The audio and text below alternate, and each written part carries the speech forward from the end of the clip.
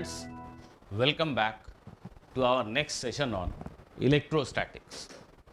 In the last class, we discussed Coulomb's law and principle of superposition. In today's class, let us have few examples based on these two fundamental rules of electrostatics. I will discuss few questions. You can always pause the video and solve those questions yourself before going through the solutions that I am doing here. So here is our first question.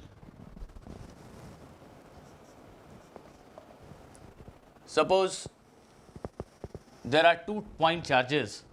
There are 2 point charges minus q and plus 2q placed on this straight line. These are 2 point charges having positive and negative sign. One is minus q and the other one is plus 2q. On this particular line, you have to place another charge, let us say q, so that it remains in equilibrium.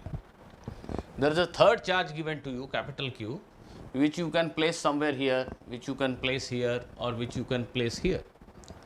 You have to tell me where will you place this third charge so that it stays in equilibrium. You have to place this third charge on this shown line. यहाँ नहीं रखना है, यहाँ कहीं रख सकते हैं आप, जिससे ये इक्विलिब्रियम में रहे. तो ऐसी कौन सी पोजीशन होगी इस लाइन के ऊपर जहाँ एक थर्ड चार्ज इक्विलिब्रियम में होगा.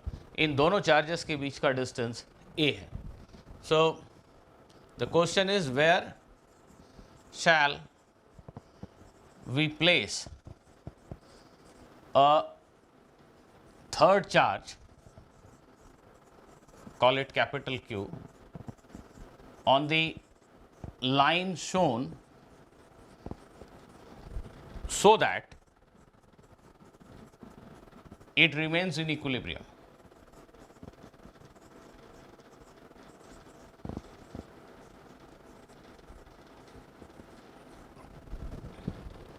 Okay. First of all, let us try to guess that in which region should we place this third charge. Should we place this third charge somewhere between these two charges over here, or should we place this third charge somewhere to the right of this charge plus 2q, or should we place this charge somewhere to the left of this negative charge minus q? What would be the correct location of capital Q charge so that it stays in equilibrium? Let us first have some general check. Let me call this region as region 1, region between these two charges. For the sake of argument, let us assume this third charge has been placed somewhere here. Once again, for the sake of clarity, let us assume that this third charge is positive. मान लो कि ये तीसरा charge positive है. हालांकि हम जो यहाँ कहने जा रहे हैं वो इस थर्ड चार्ज के निगेटिव होने से भी वैलिड होगा, ऐसा आप खुद से चेक करके देख लेना. अभी मान लो कि ये चार्ज पॉजिटिव है, बातचीत में आसानी होगी. ये पॉजिटिव चार्ज इस माइनस क्यू चार्ज की वजह से एक अट्रैक्टिव फोर्स फील करेगा F1. At the same time ये plus q charge, capital Q charge, इस प्लस 2q चार्ज की वजह से एक रिपल्सिव फोर्स फील करेगा. Let me call it as F2. तो ध्यान से देखो, दोनों ही चार्ज माइनस क्यू और प्लस 2q इस कैपिटल क्यू चार्ज के ऊपर सेम डायरेक्शन में फोर्स अप्लाई कर रहे हैं. इस कैपिटल क्यू चार्ज को हम यहाँ कहीं भी रख दें, इन दोनों चार्जेस की वजह से इस पे जो फोर्स है, individual force, that is in the same direction. So obviously, if two forces are acting in same direction, the resultant can never be 0. So this charge cannot be in equilibrium if it is placed somewhere in this region 1. Now, similarly, let us have a check. What happens if this third charge is placed somewhere in region 2? In region 2 means to the right of plus 2q charge. Let us say we have placed our capital Q charge over here. Now what will happen? This plus 2q charge will repel this positive charge. Let the force be named as F2. At the same time, this minus q charge will attract this positive plus q charge, and let us name this force as F1. Minus Q की वजह से इस पे लगने वाला force attractive F1 और plus 2q की वजह से इस पे लगने वाला फोर्स रिपल्सिव F2. तो फर्स्ट इंप्रेशन ऐसा लगता है कि हाँ, ये दो फोर्स एक दूसरे को नलीफाई कर सकते हैं, इनका रिजल्टेंट जीरो हो सकता है, ऐसा देखकर लग रहा है. पर ध्यान से देखिए, ऐसा नहीं हो सकता है. क्यों? क्योंकि ये प्लस 2q चार्ज जो मैग्नीट्यूड में बड़ा है इस माइनस क्यू से, इससे बड़ा चार्ज है, ये डबल है. इस प्लस 2q चार्ज से ये कैपिटल Q चार्ज पास में है, तो ये चार्ज भी बड़ा है और इसके पास में कैपिटल Q है. तो नेचुरली इसकी वजह से इस पर जो फोर्स लगेगा, that means F2 has to be greater than F1. ये चार्ज भी बेचारा छोटा है और कैपिटल Q से बहुत दूर भी रखा है, तो नेचुरली ये जो फोर्स इस पर लगा रहा है वो कमज़ोर होगा. तो हम थोड़ा सा केयरफुल ऑब्जर्वेशन करें तो यहाँ पाते हैं कि F2 का जो मैग्नीट्यूड है ये हर हाल में F1 के मैग्नीट्यूड से बड़ा है. So once again cancellation of these two forces is not possible for any point like this which lies in region 2. तो यहाँ भी इक्विलिब्रियम नहीं होगा. Now we are left with this third region. Let us check whether equilibrium is possible here or not. Once again assume that this capital Q charge is placed somewhere here. Because of this 2q charge, positive 2q charge, this positive capital Q will experience repulsion. Let this force again be named as F2. And because of this minus q charge, this capital Q charge will experience an attractive force F1. Both the forces are in opposite direction, so there is a chance of cancellation. Another important thing is, ये minus q charge magnitude में छोटा है, 2q से छोटा है, half है, लेकिन please ध्यान दीजिए ये जो कैपिटल Q है वो माइनस क्यू के पास भी तो है. चार्ज छोटा है लेकिन कैपिटल Q से पास है. ये चार्ज बड़ा है लेकिन कैपिटल Q से दूर है. तो जो फोर्स है दो चार्जेस के बीच का, it is proportional to product of the charges and it is inversely proportional to square of the distance. तो इस चार्ज से दूरी बड़ी होने से फोर्स कम हुआ, लेकिन चार्ज का मैग्नीट्यूड बड़ा होने की वजह से फोर्स को स्ट्रेंथ मिला. ये चार्ज छोटा जरूर है पर पास होने की वजह से फोर्स ज़्यादा अप्लाई कर सकता है.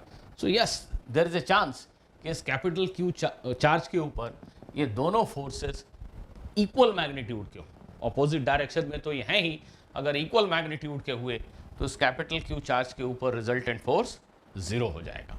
सो लेट अस अज्यूम कि इस कैपिटल Q को अगर हम माइनस Q से x डिस्टेंस पे रखते हैं to the left of minus Q charge, then it is in equilibrium. Let us assume at this position this capital Q charge is in equilibrium.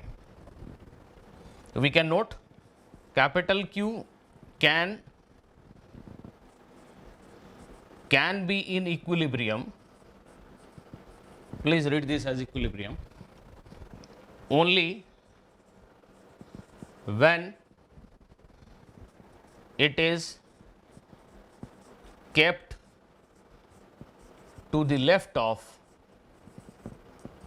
minus Q charge, and let us assume it is in equilibrium when it is at a distance of x from minus Q charge. Now what do we need to do to get the value of x? हमें क्या करना चाहिए? इस minus Q की वजह से इस पे जो फोर्स है F1 उसका मैग्नीट्यूड, और ये प्लस 2Q की वजह से इस पे जो फोर्स है F2 उसका मैग्नीट्यूड, दोनों को इक्वल होना चाहिए अगर कैपिटल Q इक्विलिब्रियम पे चाहिए. So for equilibrium,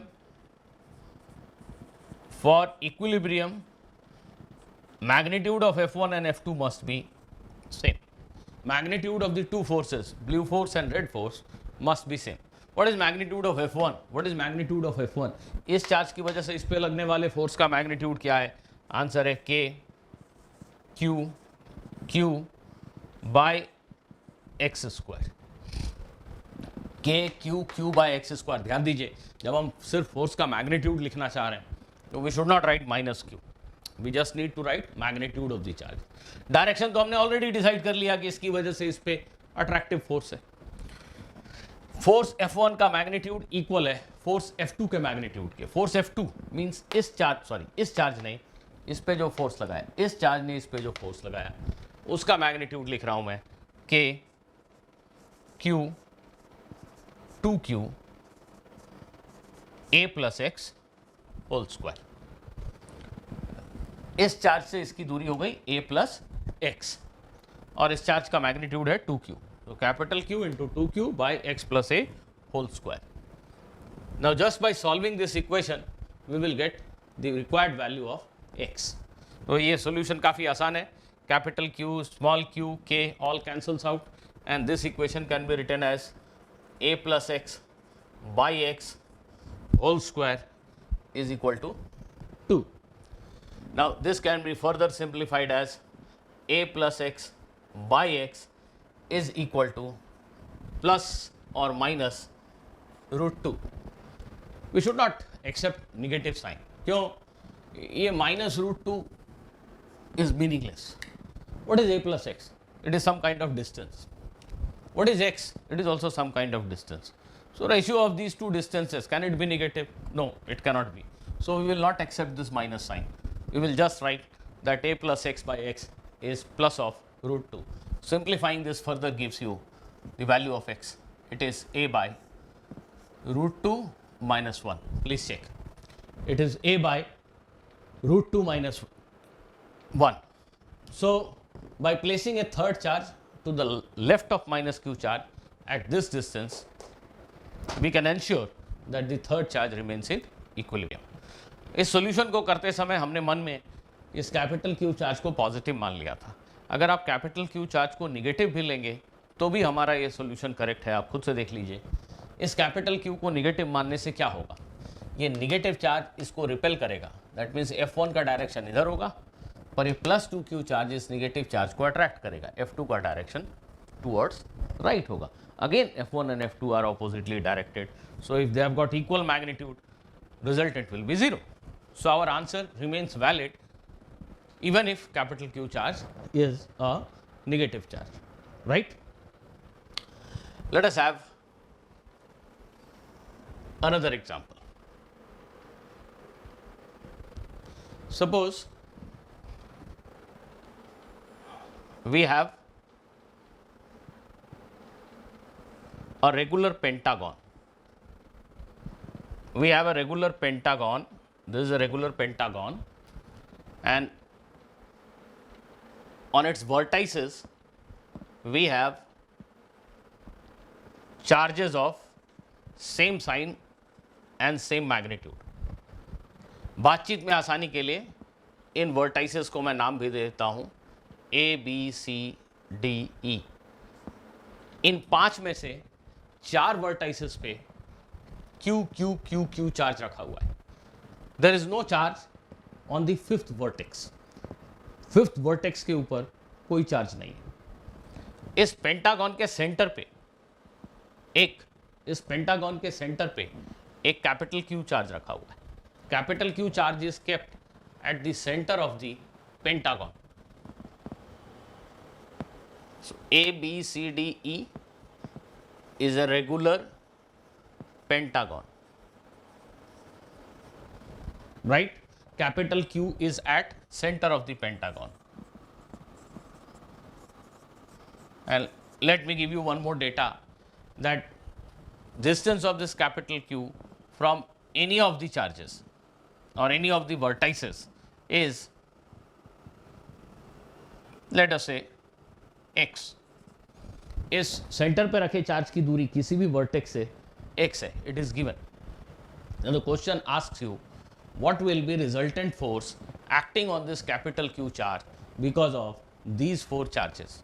Find resultant force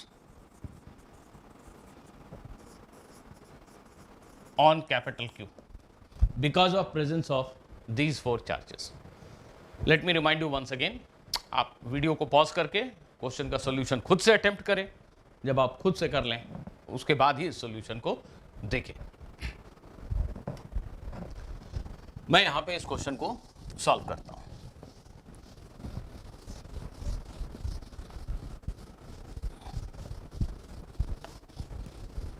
देखिए, just for the sake of argument, let us assume कि वर्टेक्स ए पे भी चार्ज क्यू रखा हुआ है. लेट अस एज्यूम कि वर्टेक्स ए पर भी चार्ज क्यू रखा हुआ है, ऐसा मान लीजिए 1 मिनट के लिए. Assume a charge Q at A also. Now can you please tell me, if all these 5 vertices are having charge q, then what will be resultant force on this central charge? Answer is 0. इस capital Q charge के ऊपर ये जो 5 charges का force लगेगा, इन 5 charges के force को अगर हम प्लॉट करेंगे, कैपिटल Q के ऊपर लगने वाले फोर्स को अगर हम प्लॉट करें, D की वजह से, यहाँ पे जो चार्ज रखा है इसकी वजह से कैपिटल Q पे फोर्स इधर होगा, ऐसा इसको मैं लिख दे रहा हूं FD. सिमिलरली E की वजह से कैपिटल Q पे फोर्स इधर कहीं होगा, इसको मैं लिख दे रहा हूं FE. क्या आप समझ सकते हैं कि FD और FE के बीच का ये एंगल 72 डिग्री होगा? यहाँ 360 डिग्री के एंगल को अगर हम 5 इक्वल पार्ट्स में डिवाइड करेंगे तो 72 डिग्री का एंगल बनेगा. इसी तरीके से बाकी चार्जेस की वजह से एक्ट करने वाले फोर्सेस को अगर हम यहाँ पे दिखाते चलें तो हम पाएंगे कि यहाँ पे एक मिनट,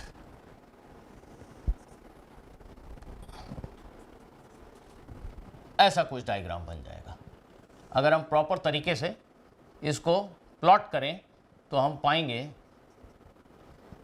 कि इन 5 चार्जेस की वजह से लगने वाला फोर्स जो कैपिटल Q के ऊपर एक्ट करेगा, उन सब का रिजल्टेंट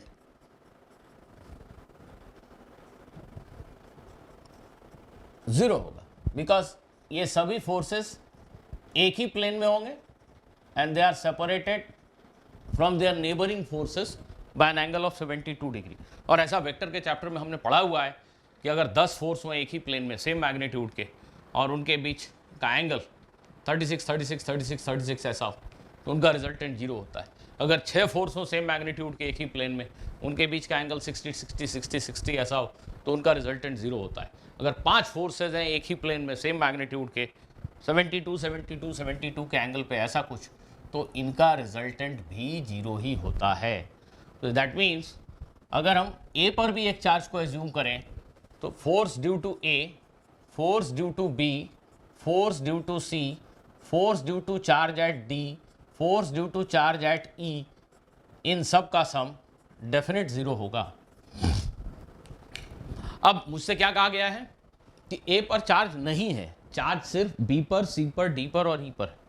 दैट मीन्स इस सेंटर पर रखे हुए चार्ज के ऊपर FB, FC, FD और FE ये 4 फोर्स तो लग रहे हैं, ये 5वां फोर्स एक्चुअली में है नहीं. अगर ये होता तो रिजल्टेंट 0 होता. तो ऑब्वियसली इन 4 का सम क्या होगा? आंसर है FB plus FC plus FD plus FE must be equal to -FA. हमने इस इक्वेशन को ऐसा लिखा कि इन 4 फोर्सेस का सम इस 5th वेक्टर के इक्वल और ऑपोजिट होना चाहिए. ऑब्वियस सी बात है, अगर 5 फोर्सेस का सम है, 4 किसी भी 4 को जोड़ दिया, उन 4 का सम 10 न्यूटन अगर इस डायरेक्शन में, तो 5वां फोर्स एग्जैक्टली 10 न्यूटन उल्टे डायरेक्शन में हो, तभी तो रिजल्टेंट 0 होगा. तो इन 4 वेक्टर का सम क्या होगा? आंसर है ये 5th वेक्टर के इक्वल और ऑपोजिट होगा. ये अगर -FA है तो -FA plus FA will give you 0. So naturally in 4 forces की वजह से इसके ऊपर लगने वाला फोर्स किस डायरेक्शन में होगा? आंसर है अगर यहाँ चार्ज होता A पर तो वो कैपिटल Q पर इधर फोर्स लगा था, FA ये होता. और हमारी एनालिसिस ये कह रही है कि इन चार्ज की वजह से इस कैपिटल Q पे लगने वाला फोर्स इतने ही मैग्नीट्यूड का होगा उल्टे डायरेक्शन में, ऐसा, राइट. तो ये जो रेड एरो है इन 4 चार्जेस की वजह से इस पे लगने वाले रिजल्टेंट फोर्स को बता रहा है. 4 फोर्सेस का रिजल्टेंट इधर है, 5वां चार्ज यहां रखा तो ये लाल और नीला मिलके 0 हो जाएंगे. तो हम कह सकते हैं कि resultant force due to 4 charges is towards the vertex A. इस कैपिटल क्यू चार्ज पे लगने वाला रिजल्टेंट फोर्स इन चार्ज की वजह से it is towards vertex A and has a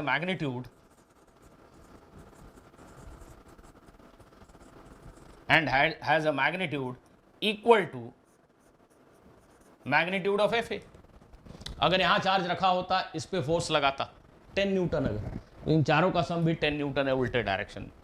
what is magnitude of F A? It is के Q by x square.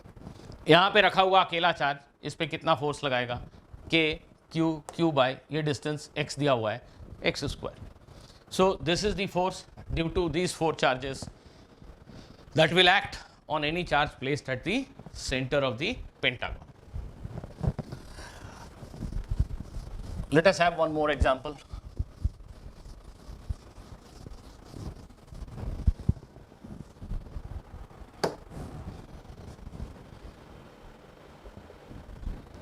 Please listen to the question carefully. From point O, we have suspended 2 small balls.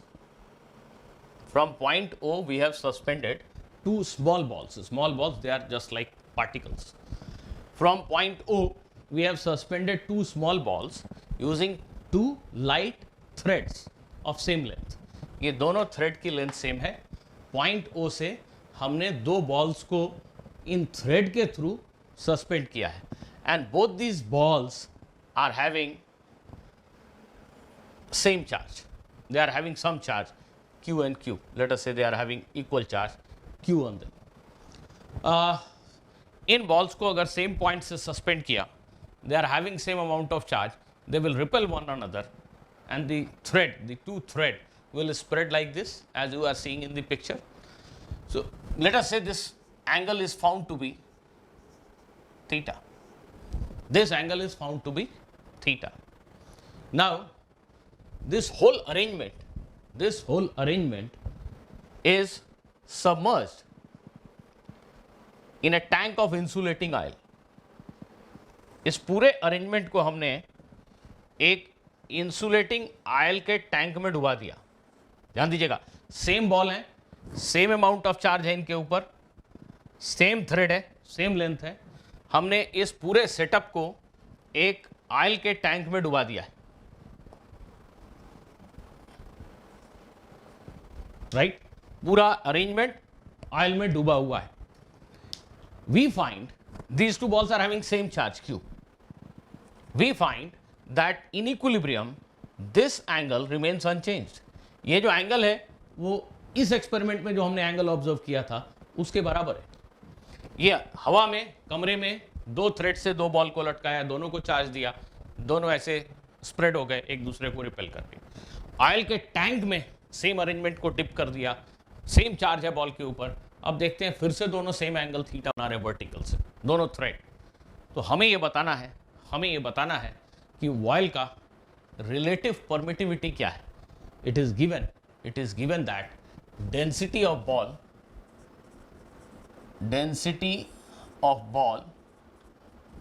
d है and density of oil is rho. Find relative permittivity of the oil. Oil के लिए epsilon R की value बतानी है, right? I hope कि आप question समझ गए।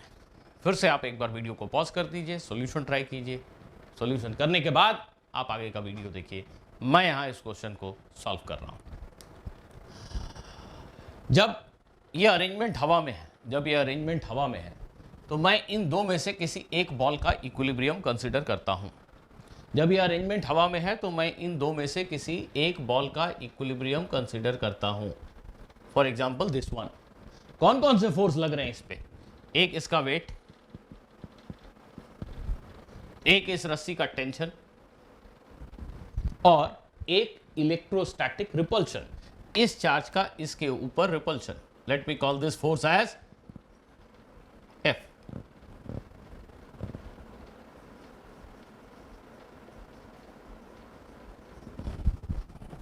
Let me rub this off. Find epsilon r. Okay. So this force F is electric force applied by this charge on this charge.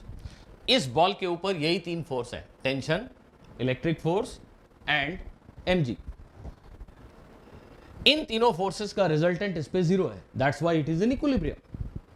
तो हम यहां से ऐसा एक इक्वेशन बना सकते हैं. देखिए, this blue dotted line is vertical line.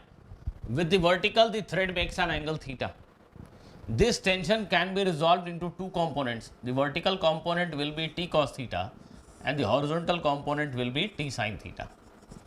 एक वेक्टर जिस लाइन के साथ थीटा एंगल बना रहा है, उधर उसका कंपोनेंट cos थीटा होता है और दूसरी परपेंडिकुलर डायरेक्शन में उसका कंपोनेंट sin थीटा से मल्टीप्लाई करने से मिलता है. तो t का टुकड़ा इस डायरेक्शन में, वर्टिकल डायरेक्शन जिससे थीटा एंगल बना रहा है, t cos थीटा, और दूसरी परपेंडिकुलर डायरेक्शन में t sin थीटा होगा. अब ये बॉल इक्विलिब्रियम में है, means we can write two simple equations. t sin theta, the horizontal force towards left must be equal to this electric repulsion F. ये force इसको balance कर देगा. These two will have zero resultant. So we can write t sin theta must be equal to F. This is our equation number 1. Similarly, t cos theta must be equal to mg. t cos theta अगर mg के equal है तो ये ball vertical equilibrium में भी रहेगा. ये upward force इस डाउनवर्ड फोर्स mg के इक्वल है. Let us eliminate tension between these two equations. इन दोनों इक्वेशंस में से हम टेंशन को एलिमिनेट कर देते हैं. For that, what we can do is divide equation 1 by equation 2. 1 को 2 से डिवाइड कर दीजिए. तो t sin theta divided by t cos theta, t cancels out and this becomes tan theta. F upon mg. Tan theta is F upon mg. Let me call this as equation A. Let me name this as equation A. Tan theta is equal to F by mg. F is the electric force between these two charges. Now once again consider the equilibrium of one of these two balls when the system is dipped in the liquid. जब ये पूरा system oil में dipped है, उस समय हम फिर से इस बॉल की इक्विलिब्रियम को स्टडी करते हैं. इसके लिए फिर से इस बॉल पे लगने वाले फोर्सेस को मैं दिखा रहा हूं. एक वेट, एक टेंशन. टेंशन शायद बदल गया होगा, यहां जो टेंशन था उससे ये टेंशन डिफरेंट होगा, इसलिए मैंने उसको टी डैश लिख दिया है. सिमिलरली इस चार्ज की वजह से इस चार्ज के ऊपर जो इलेक्ट्रिक फोर्स है वो भी बदल गया है, उसको मैंने एफ डैश लिख दिया. क्योंकि हमने लास्ट क्लास में पढ़ा था कि दो चार्जेस वैक्यूम में या हवा में एक दूसरे पे जो फोर्स लगाते हैं, उनके कंपैरिजन में वो एक दूसरे पे कम फोर्स लगाते हैं जब उनको किसी एक मीडियम, इंसुलेटिंग मीडियम में रख दिया जाता है. तो ऑयल का टैंक जिसमें खूब सारा ऑयल भरा है, उसमें ये दोनों चार्ज सेम सेपरेशन पे रखें. सेम सेपरेशन कैसे पता? ये एंगल थीटा यहाँ जो था वही यहाँ भी है, स्ट्रिंग की लेंथ यहाँ जो थी वही यहाँ भी है. तो नेचुरली दोनों चार्ज के बीच का सेपरेशन सेम है, इट हैज़ नॉट चेंज. तो ये चार्ज इसके ऊपर जो फोर्स लगाएगा एफ डैश, वो इस वाले एफ से कम होगा. इनफैक्ट अगर आपको याद हो तो आप जानते हैं कि एफ डैश की value F by epsilon R होती है. जी हाँ, अगर ये फोर्स एफ था और अब ये फोर्स एफ बाई 3 हो गया तो हम कहते हैं वॉइल का रिलेटिव परमिटिविटी 3 है. तो ये जो एप्सिलॉन आर नंबर है यही ऑयल की रिलेटिव परमिटिविटी है. हमें इसी को कैलकुलेट करने को कहा गया है. अब आप बताइए, क्या इस बॉल के ऊपर कोई और फोर्स एक्ट कर रहा है? हाँ, एक और फोर्स आ गया है यहाँ पे. वो फोर्स है बॉयंसी.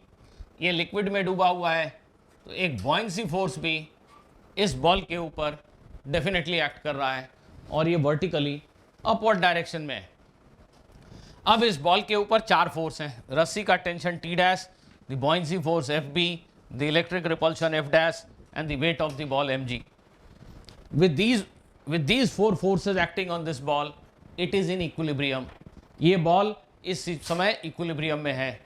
तो just as we did here, we can balance the force in horizontal as well as vertical direction and thereby create two equations. Let us do that.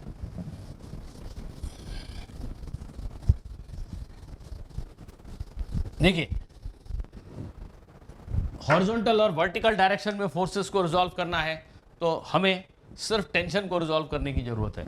ये एफ बी और M G already vertical हैं, ये F dash already horizontal है, तो सिर्फ T dash को resolve कर रहा हूं मैं. टी डैश का कंपोनेंट यहां फिर से टी डैश कॉस थीटा होगा वर्टिकल डायरेक्शन में और टी डैश साइन थीटा होगा हॉरिजॉन्टल डायरेक्शन. तो अब मेरे पास ये टी डैश नहीं है. रिजॉल्व करने का मतलब क्या होता है? Forget about T dash. T dash नाम का फोर्स नहीं है, उसकी जगह पर हमने दो फोर्सेस रख लिए हैं, एक वर्टिकल डायरेक्शन में टी डैश कॉस थीटा और एक हॉरिजॉन्टल डायरेक्शन में टी डैश साइन थीटा. ये दोनों ब्लू फोर्स वही इफेक्ट प्रोड्यूस करते हैं जो ये अकेला टी डैश करता है. तो टी डैश मेरी पसंद की डायरेक्शन में नहीं था, उस वेक्टर को हमने हटा दिया, उसका रिप्लेसमेंट हमने ये दो वेक्टर रख लिया. एक वेक्टर को हम इसीलिए रिजॉल्व करते हैं दो टुकड़ों में या तीन टुकड़ों में, क्योंकि वो वेक्टर मेरी पसंद की डायरेक्शन में नहीं है, तो मैं उसको हटाकर रिप्लेस कर देता हूँ दो या तीन वेक्टर से जो मेरी पसंद की डायरेक्शन में है. यहाँ टी डैश का टुकड़ा टी डैश कॉस थीटा और टी डैश साइन थीटा मेरे पसंद के डायरेक्शन में है, वर्टिकल और हॉरिजॉन्टल डायरेक्शन. इस बॉल के ऊपर नेट हॉरिजॉन्टल फोर्स 0 है. ये पॉसिबल है जब T dash sine theta F dash के बराबर हो, ये T dash sine theta F dash के बराबर हो, एंड इसको इक्वेशन 3 लिख देता हूं मैं, and the vertical force T dash cos theta plus buoyancy must be equal to weight. Upward force जो है वो T dash cos theta plus buoyancy है, it must balance weight. This can be simply written as T dash cos theta is m g minus buoyancy. इसको मैंने ऐसा लिख दिया. Once again we will eliminate t dash between these two equations, and for doing that let us divide equation 3 by equation 4. equation 3 को equation 4 से divide करेंगे, t dash will cancel out, sin theta by cos theta will become tan theta, and on right hand side we will get f dash by mg minus fp. Let me call this as equation B. Now look into this equation A and B. Equation A हमने बनाया था जब दोनों ball हवा में, system हवा में है, उस समय थ्रेड वर्टिकल से जो एंगल थीटा बना रहा है उसके लिए हमने इक्वेशन लिखा था. जब ये पूरा सिस्टम एक इंसुलेटिंग ऑयल के टैंक में डूबा हुआ है उस समय भी ये थ्रेड वर्टिकल से थीटा एंगल बना रहा है, और इस बार इक्विलिब्रियम कंडीशन को स्टडी करके हमने ये इक्वेशन बनाया. ये दोनों थीटा सेम है, ये दोनों टैन थीटा सेम है. That means this number must be same as this number. This number must be same as this number. So from A and B, we can write f by mg is equal to f dash by mg minus fb. Now let us write f dash. Let us write f dash as f by epsilon r. Let us write f dash as f by epsilon r.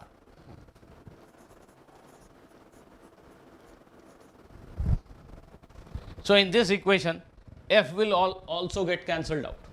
F cancels out, and just by rearranging this you can see that epsilon r will be equal to mg divided by mg minus buoyancy.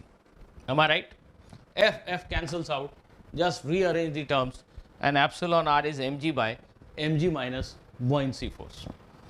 Now what is m? M is mass of this ball. Let us say volume of this ball is v. Question says density of the ball is d. So mass of this ball can be written as its volume into density. इस ball के mass को हम लिख सकते हैं volume into density into g. In the denominator also we will write v into d for mass. What is the buoyancy force? How do we write buoyancy force? जब इस V volume के solid को पूरी तरह से किसी liquid में तुमने ऐसे डुबा दिया, किसी लिक्विड में डुबा दिया, तो इसके ऊपर एक्ट करने वाला बॉयंसी फोर्स, सॉलिड के डूबे हुए हिस्से का वॉल्यूम, यहाँ पूरा ही सॉलिड डूबा है, the entire ball is submerged, solid के डूबे हुए हिस्से का वॉल्यूम इनटू फ्लूइड की डेंसिटी, यहाँ लिक्विड में डूबा है, लिक्विड की डेंसिटी इनटू जी। एक सॉलिड को जब हम किसी फ्लूइड में डुबाते हैं, उसके ऊपर एक vertically upward thrust force act करता है, जिसको हम बॉयंसी फोर्स कहते हैं। और हमने क्लास 11th में पढ़ा है कि इस बॉयंसी फोर्स को लिखने का तरीका है, सॉलिड का कितना हिस्सा डूबा है वो वॉल्यूम लिखिए, यहाँ पूरा सॉलिड डूबा है तो पूरे सॉलिड का वॉल्यूम इनटू लिक्विड की डेंसिटी, लिक्विड की डेंसिटी इनटू जी, ये बॉयंसी फोर्स है। So by writing mg rather mass and buoyancy force in terms of volume, we can convert this expression in this form, and obviously V and G is common, it cancels out and we are left with d minus rho. So epsilon r, that is relative permittivity of the oil, is given by this expression. Please note that it is a number greater than 1. In numerator we have d, in denominator we have number less than d. So definitely this number is greater than 1. So most likely our answer is correct. This is a small check that we can do, and most likely our answer is correct. Okay, let us have one more example. I repeat once again, you should try all these examples on your own after pausing the video, and only when you are not able to solve it, you should see the solution. Let us do one more question.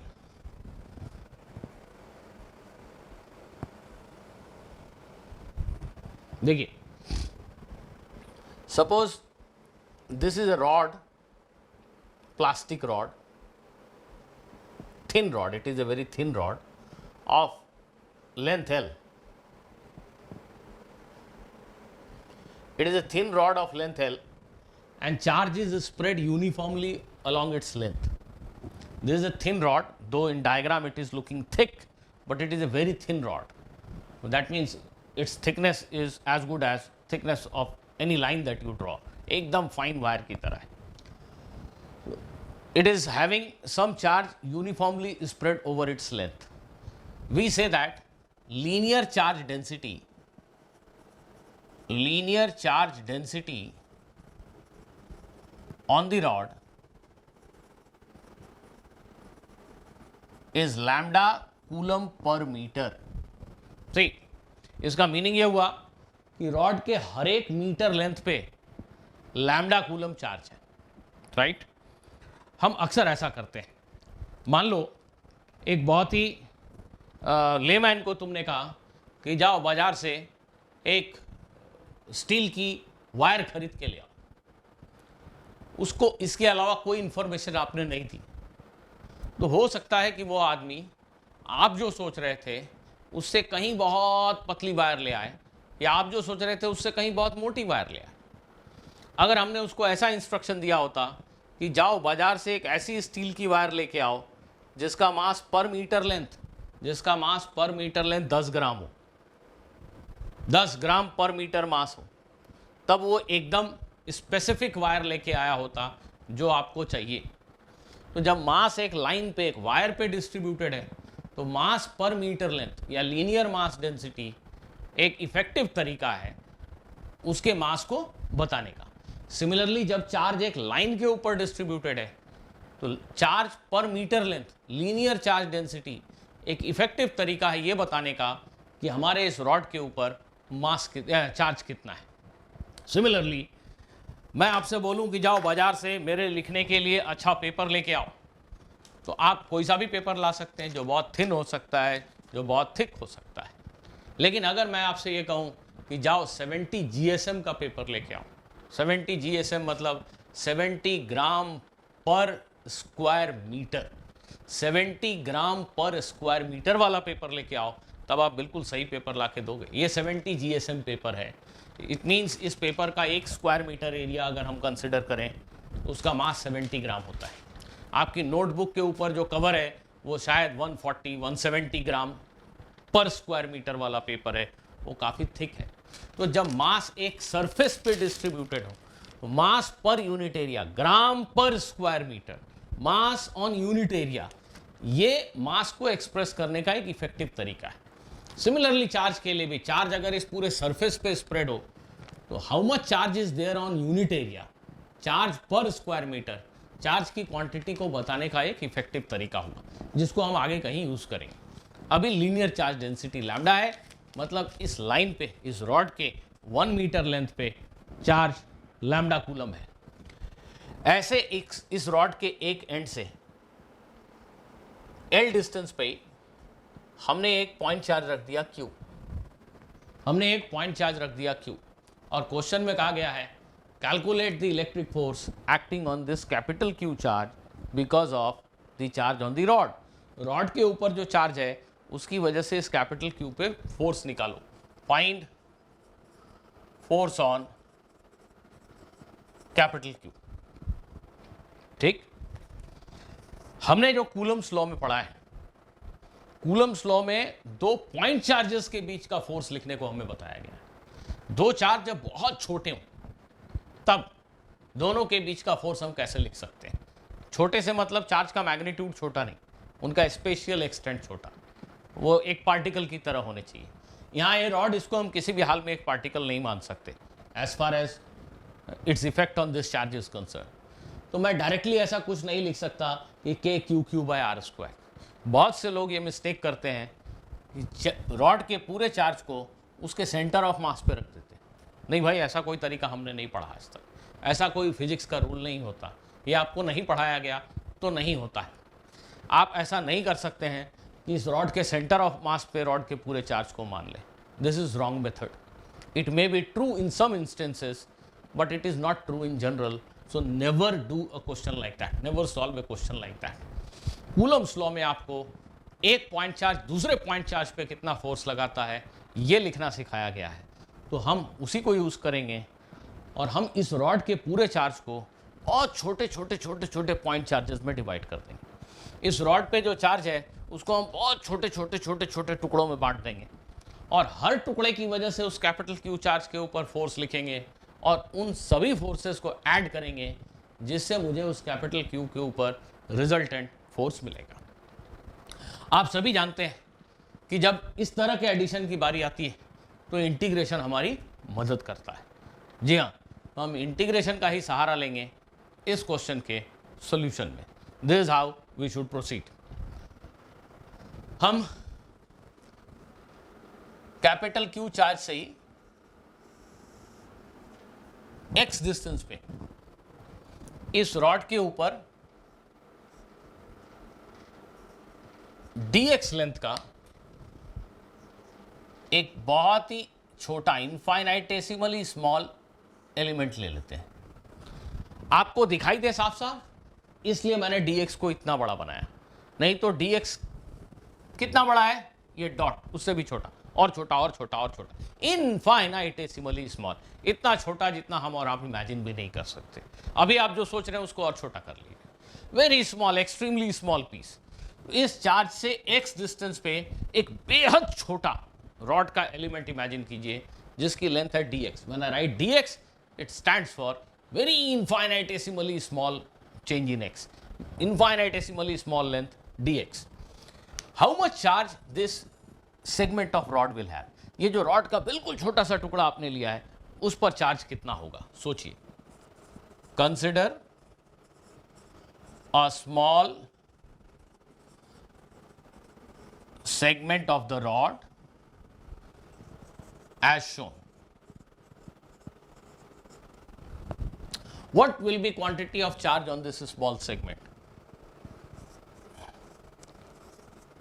Charge on the small segment, it will be a very small charge, so I will write it as dq. It will be naturally equal to lambda into dx, because lambda is quantity of charge on every meter length of the rod. Rod के हर metre length पे lambda charge है, तो dx length पे कितना charge होगा, lambda into dx। इस छोटे से ब्लू टुकड़े को आप एक पॉइंट चार्ज मान सकते हो। ये बहुत छोटा है, ये बेहद छोटा है, बड़ा दिख रहा है और छोटा सोचो, और छोटा और छोटा और छोटा, बेहद छोटा। ये एक पॉइंट चार्ज है और ये भी एक पॉइंट चार्ज है। तो हम पहले ये सोचते हैं कि सिर्फ ये जो नीला टुकड़ा है, ये जो छोटा सा एलिमेंट है, इस चार्ज की वजह से इस कैपिटल क्यू पे कितना फोर्स लगेगा। अगर ये दोनों पॉजिटिव चार्ज है तो नेचुरली रिपल्शन है और कैपिटल क्यू के ऊपर फोर्स टुवर्ड्स राइट होगा। अगर ये कैपिटल क्यू निगेटिव है तो फोर्स टुवर्ड्स लेफ्ट होगा, दैट्स ऑल। बट फोर्स का मैग्नीट्यूड तो वही रहेगा। So next we write force on capital Q due to small charge d Q. Capital Q charge के ऊपर बेहद छोटे चार्ज डी क्यू की वजह से फोर्स कितना है? आंसर है के Q into D Q. D Q is this small charge divided by x square, क्योंकि इस छोटे पॉइंट चार्ज से इस टेस्ट चार्ज कैपिटल क्यू की दूरी एक्स के बराबर है। डी क्यू की जगह पे हम ये लैम्डा डी एक्स लिख देंगे, इस डी क्यू की जगह पे हम ये लैम्डा डी एक्स लिख देंगे और ये बन जाएगा के Q lambda D x by x square. इस डी क्यू की जगह पे हमने लैम्डा डी एक्स लिख दिया है। अब इस पूरे रॉड के ऊपर हम कोई सा भी दूसरा एलिमेंट लें, ऐसा ही छोटा पॉइंट चार्ज यहां पे ले, इसकी वजह से इस पे फोर्स का मैग्नीट्यूड डिफरेंट होगा बट डायरेक्शन तो यही होगा। रॉड के ऊपर कोई तीसरा एलिमेंट ले, ये जो इस पे फोर्स लगाएगा वो भी उसी डायरेक्शन में लगाएगा। So because of each and every element the force is in same direction. तो ऐसे सभी फोर्स को ऐड करना बड़ा आसान है। जब वेक्टर एक ही डायरेक्शन में हो तो addition is simple algebraic addition, 2 + 3 5, 5 + 2 7, 7 + 9 16। तो ऐसे फोर्सेस को जोड़ना बहुत आसान है। We need to do simple addition, simple addition करना पड़ेगा because all of them are in same direction. पर यहां से यहां तक इस रॉड में ऐसे छोटे छोटे कितने एलिमेंट हैं? आंसर है इनफाइनाइट। क्यों? क्योंकि हमारे इस एलिमेंट की लेंथ बेहद छोटी है, इनफाइनाइटेसिमली स्मॉल। इस dx की वैल्यू है 0.00000000001 मिलीमीटर, उससे भी छोटा, उससे भी छोटा, उससे भी छोटा। तो हमारे इस L लेंथ के रॉड में ऐसे छोटे छोटे कितने टुकड़े हैं? आंसर है इनफाइनाइट। तो हर एक एलिमेंट की वजह से उस पर एक फोर्स होगा df, df1, df2, df3, df4, df5, df100, df1000, df lakh, df crore. तो कई सारे df फोर्सेस, इनफाइनाइट, काउंटलेस, उन सबको ऐड करना है। और जब बहुत सारे छोटे छोटे टर्म्स को हमें ऐड करना हो, काउंटलेस नंबर ऑफ छोटे छोटे टर्म्स को ऐड करना हो, तो एडिशन के प्रोसेस का नाम क्या है? इंटीग्रेशन। तो हम इंटीग्रेट करेंगे, इंटीग्रेट करेंगे मींस हम सभी ऐसे छोटे छोटे फोर्सेस को जोड़ देंगे। Force on Q due to the rod, due to the charge on the rod, you should write due to the charge on the rod, will be obtained by summation of, that means integration of all such small forces। एक representative element लिया, उस element की वजह से उस charge पे लगने वाले फोर्स को लिखा, और जब हम लिखते हैं इंटीग्रेशन df, इसका मीनिंग होता है कि हम ऐसे ही करोड़ों एलिमेंट्स इस रॉड पे लेंगे, उन सब की वजह से उस पे जो फोर्स लग रहा है उन सबको हम जोड़ रहे हैं। This is summation of df, summation of all small forces acting on capital Q because of small elements in the rod. So this is how we do it. सभी जानते हैं कि इंटीग्रेशन करने में ये जो कॉन्स्टेंट्स हैं, जो टर्म नहीं बदल रहे हैं, जब मैं यहां से यहां से यहां से यहां जा रहा हूं तो क्या k बदल रहा है, क्या कैपिटल Q बदल रहा है, क्या लैम्डा बदल रहा है? नहीं जी, ये सब नहीं बदल रहे हैं। बदल क्या रहा है? सिर्फ x। तो सिर्फ x ही वेरिएबल है, बाकी ये सारे के सारे क्वांटिटीज कांस्टेंट हैं। इनको हम इंटीग्रेशन साइन के बाहर रखेंगे और ये इंटीग्रेशन हम ऐसा लिखेंगे। अब एक आखिरी काम ये करना है, एक आखिरी काम ये करना है कि हमें x की लिमिट रखनी है। हमें इंटीग्रेशन को ये बताना पड़ेगा कि हमारी x की वैल्यू कहाँ से कहाँ तक बदल रही है।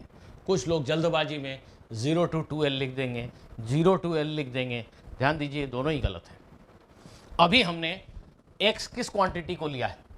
यहां से डिस्टेंस मेजर करनी शुरू की हमने कहा कि यहां से x डिस्टेंस पे एक एलिमेंट है, तो रॉड का जो पहला एलिमेंट है, जो पहला छोटा चार्ज मिलेगा, वो यहां से L डिस्टेंस पे मिलेगा। तो x की जो सबसे छोटी वैल्यू पॉसिबल है वो L है। और हम ऐसे एक के बाद दूसरे के बाद तीसरे के बाद चौथे के बाद पांचवें एलिमेंट की तरफ जा रहे हैं, तो जो आखिरी एलिमेंट मिलेगा चार्ज का, वो यहां से कितनी दूरी पे मिलेगा, x की वैल्यू क्या होगी, आंसर है 2L। अब कुछ लोग मन में सोच रहे होंगे कि क्या हम एलिमेंट की डिस्टेंस को यहां से मेजर नहीं कर सकते थे, क्या हम ऐसा नहीं लिख सकते थे कि let us consider one element at a distance x from this end. हाँ जी, कर सकते थे, नथिंग रॉन्ग। अगर आपने यहां से दूरी को x लिखा होता तो इस एलिमेंट से इस चार्ज की दूरी को फिर हमें L प्लस x लिखना पड़ता। पर अगर आप यहां से x को मेजर कर रहे हैं तो आपकी लिमिट होती 0 से L तक। So that sort of adjustment you can do. In our discussion x will change from 0 to 2L. So you all know how to perform this integration. ये बेसिकली x की पावर -2 है, इसका integration x की power -2 का integration, power में 1 add कर दीजिए, -1 जो पावर में है वही डिनोमिनेटर में लिख दीजिए। So there is nothing but minus of 1/x। मैंने माइनस साइन को बाहर लिख दिया और ये लिमिट्स लगा दिए ऐसे। अब हम जानते हैं कि इसका क्या करना है। अब हमें x की जगह ये अपर लिमिट लिखनी है, माइनस लगाना है, और x की जगह ये लोअर लिमिट लिखनी है। तो ये फोर्स की वैल्यू हो गई KQ लैम्डा बाई 2L। मैंने ये सारे स्टेप्स डिटेल में इसलिए किए कि आप में से कई लोग अभी भी ऐसे होंगे जिनको इंटीग्रेशन को यूज़ करने में काफ़ी दिक्कत होती है। तो प्लीज़ इस एग्जाम्पल को ठीक से देखें। Integration is a process of summation when you are suppose to add infinite number of infinitesimally small terms. ये एक एग्जाम्पल है इलेक्ट्रोस्टैटिक्स की हमारी पढ़ाई में। आगे ऐसे कई और एग्जाम्पल्स हमें मिलेंगे। कैपिटल Q चार्ज के ऊपर इतना फोर्स एक्ट करेगा towards right because of this rod. Okay,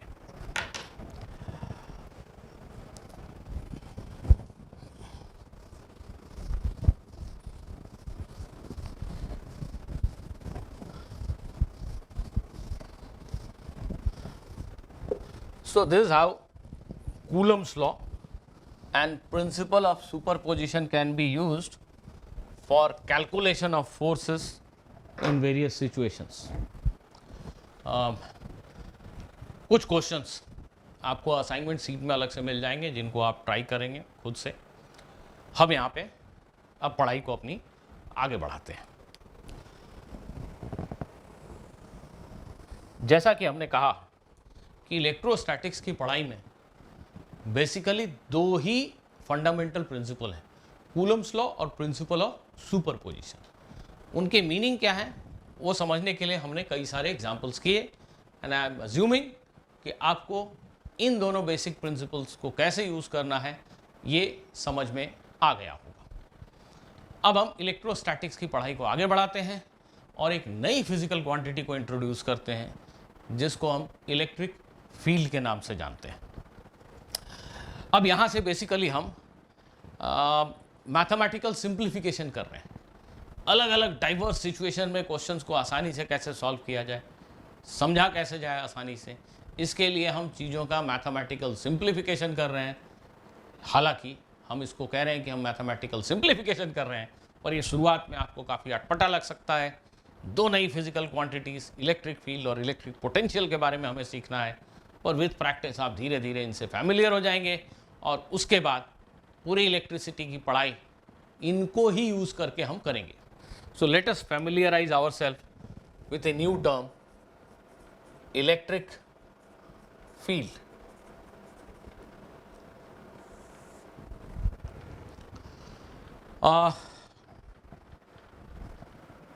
देखो,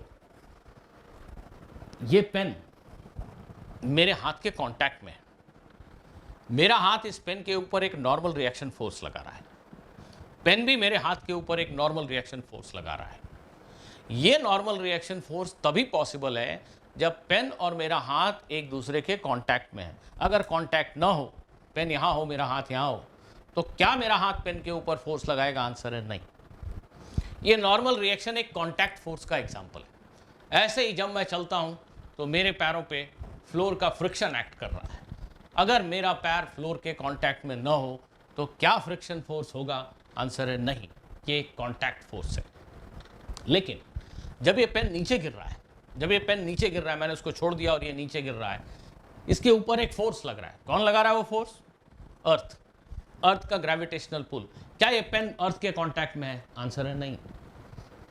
ये पेन अर्थ के कांटेक्ट में नहीं है, फिर भी अर्थ इसके ऊपर एक फोर्स लगा रही है। ये एक ऐसा फोर्स है जिसको हम कांटेक्ट फोर्स नहीं कह सकते। ऐसे ही सन हमारे अर्थ के ऊपर एक फोर्स अप्लाई कर रहा है, बहुत दूर है, there is no contact between the sun and the earth, still the earth experiences an enormous force due to presence of sun. क्या उन दोनों में कांटेक्ट है? आंसर है नहीं, फिर भी एक फोर्स है। एक्शन एट ए डिस्टेंस, एक दूरी पे दो ऑब्जेक्ट हैं, फिर भी एक दूसरे पे फोर्स लगा लेते हैं। ऐसे फोर्सेस को हम फिजिक्स में कॉमनली फील्ड फोर्स कहते हैं। ये इलेक्ट्रोस्टैटिक फोर्स भी एक फील्ड फोर्स है। ये चार्ज जो यहाँ रखा है वो इस चार्ज के ऊपर फोर्स लगा रहा है। क्या ये दोनों कांटेक्ट में हैं? आंसर है नहीं, फिर भी ये चार्जेस पे या ये चार्जेस पे फोर्स लगा लेता है। It is action at a distance. ऐसे फोर्सेस को हम फील्ड फोर्स कहते हैं। तो ग्रेविटेशनल फोर्स हो या इलेक्ट्रोस्टैटिक फोर्स हो, ये फील्ड फोर्स के एग्जाम्पल हैं। और ऐसे फोर्सेस की पढ़ाई फील्ड के टर्म्स में ज़्यादा आसान होती है। ग्रेविटेशनल फोर्स की पढ़ाई ग्रेविटेशनल फील्ड के टर्म्स में, इलेक्ट्रिक फोर्स की पढ़ाई इलेक्ट्रिक फील्ड के टर्म्स में ज़्यादा आसान होती है। तो हम एक नई क्वांटिटी इंट्रोड्यूस करने जा रहे हैं, electric field. But okay, once again let us go back to gravitation. Earth हमारी बॉडी पे इस पेन के ऊपर एक अट्रैक्टिव फोर्स लगाती है, हम सभी उसको एक्सपीरियंस करते हैं। ध्यान दो, अर्थ हमारे मून के ऊपर भी एक फोर्स लगाती है, हालांकि अर्थ और मून में कोई कांटेक्ट नहीं है। ऐसे सोचो, जैसे ही भगवान ने अर्थ को यहां लाकर रखा स्पेस में, वैसे ही अर्थ के मास ने अपनी सराउंडिंग में एक अजीब सा चेंज प्रोड्यूस कर दिया। जैसे ही मैसिव अर्थ स्पेस में एक जगह लाकर रखी गई, उसने अपने सराउंडिंग में कुछ अजीब सा चेंज प्रोड्यूस कर दिया। उस चेंज को हम देख नहीं सकते, उस चेंज को हम स्मेल भी नहीं कर सकते, उस चेंज को हम टेस्ट भी नहीं कर सकते, उस चेंज को हम टच भी नहीं कर सकते। बस उस चेंज को एक्सपीरियंस करने का एक ही तरीका है। वो तरीका है कि अगर हमारे पास कोई मास हो, तो फिर हम उस चेंज को फील करते हैं। हम देखते हैं कि उस चेंज की वजह से इस मास पे फोर्स लग रहा है। इस जगह पे मुझे कोई भी आश्चर्यजनक चीज़ नहीं दिख रही है जिसको मैं टच कर सकूं, स्मेल कर सकूं, जिससे मुझे लगता है कि किसी चीज़ पे फोर्स लगना चाहिए। लेकिन जैसे ही मेरे पास एक मास होता है, मैं उस इनविजिबल चीज़ को सेंस करने लगता हूँ। इस मास के ऊपर वो जो भी इनविजिबल चेंज है वो फोर्स अप्लाई करने लगता है। वो जो इनविजिबल चेंज है जो अर्थ की वजह से उसकी सराउंडिंग में है, उस इनविजिबल चेंज को हम gravitational field due to earth कहते हैं। एक इनविजिबल चेंज जो अर्थ की प्रेजेंस की वजह से सराउंडिंग में है, वो इनविजिबल चेंज यहां रखे किसी मास के ऊपर फोर्स लगाता है। सिमिलरली, जब हम एक चार्ज को यहां कहीं लाकर रखते हैं, तो चार्ज अपने सराउंडिंग में कुछ एक अजीब सा चेंज प्रोड्यूस कर देता है, कुछ एक इनविजिबल चेंज प्रोड्यूस कर देता है। उस इनविजिबल चेंज को फिर से हम देख नहीं सकते, स्मेल नहीं कर सकते, टच नहीं कर सकते, टेस्ट नहीं कर सकते, लेकिन उस इनविजिबल चेंज को हम फील कर सकते हैं सिर्फ एक तरीके से, अगर हमारे पास कोई दूसरा मास हो। एक चार्ज हो, दूसरा चार्ज हो। एक चार्ज को आपने यहां लाकर रखा, उसने अपने सराउंडिंग में कुछ अजीब सा बदलाव प्रोड्यूस कर दिया। उस बदलाव को फील करना एक ही तरीके से संभव है। आपके पास कोई दूसरा टेस्ट चार्ज अगर हो, तो आप देखेंगे कि इस टेस्ट चार्ज के ऊपर फोर्स लग रहा है।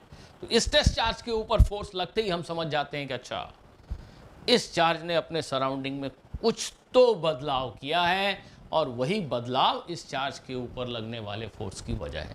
उस बदलाव को हम electric field because of this charge कहते हैं। तो मोटा मोटी हम ऐसे बोलें सबसे पहले कि force between two charges can B viewed as rather viewed to be set up in 2 steps. हम ऐसा सोचने की आदत डालेंगे. शुरुआत में थोड़ी दिक्कत होगी पर धीरे धीरे हम फैमिलियर होते चले जाएंगे. 2 चार्जेस के बीच का फोर्स 2 स्टेप में सेटअप होता है, ऐसा सोचने की आदत डालें. आप ऐसा सोचें, इस चार्ज को हमने यहां रखा, ये सोर्स चार्ज है, इसने अपनी सराउंडिंग में एक चेंज प्रोड्यूस कर दिया, उस चेंज को हम इलेक्ट्रिक फील्ड कह रहे हैं. और अब जब हम एक नया टेस्ट चार्ज, एक नया चार्ज यहां लाकर रखते हैं तो वो फील्ड इस पे फोर्स लगाती है. हम ये नहीं कहेंगे कि इस चार्ज ने इस पे फोर्स लगाया, हम कहेंगे इस चार्ज ने सराउंडिंग में चेंज प्रोड्यूस किया, वो इलेक्ट्रिक फील्ड है. और वो इलेक्ट्रिक फील्ड अब इस पे फोर्स लगाती है.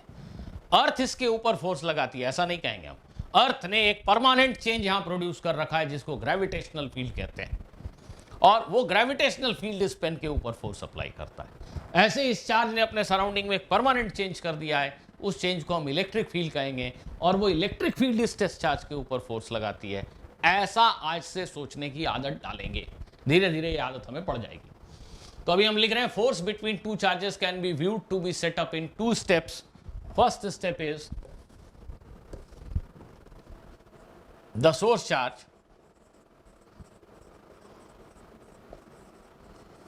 sets up an electric field around it. This is first step, and then we will say that this electric field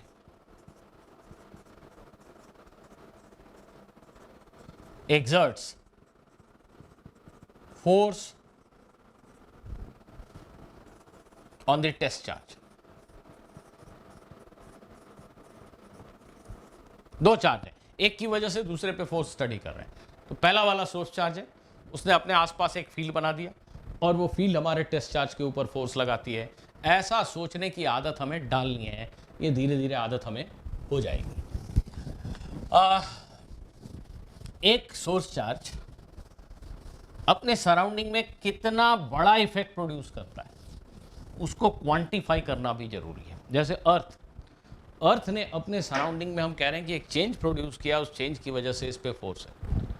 पर यहाँ अर्थ के सरफेस के आसपास अर्थ ने जो चेंज प्रोड्यूस किया है उसको क्वांटिफाई करने का कोई तरीका है क्या? वो चेंज कितना बड़ा है उसको बताने का कोई तरीका है क्या? जी हाँ, वो तरीका है, और हम जानते हैं वो तरीका है स्मॉल जी. हम लिखते हैं स्मॉल जी 9.8 मीटर पर सेकेंड स्क्वायर, या 9.8 न्यूटन पर केजी. रिमेंबर, न्यूटन पर kg is same as metre पर सेकेंड स्क्वायर. अर्थ ने अपने सराउंडिंग में जो चेंज प्रोड्यूस किया है उसको हम क्वांटिफाई कर सकते हैं, उसको एक नंबर से आपको समझा सकते हैं, and that number is 9.8 newton पर केजी. ये नंबर क्या बोल रहा है कि अगर आप अर्थ के आसपास कहीं हो और आपके पास 1 केजी का मास है, 1 केजी, तो अर्थ ने जो फील्ड सेटअप किया है उसकी वजह से इस पे जो फोर्स लगेगा that will be 9.8 newton. 9.8 newton पर KG. That is how you can quantify the effect of earth in its surrounding.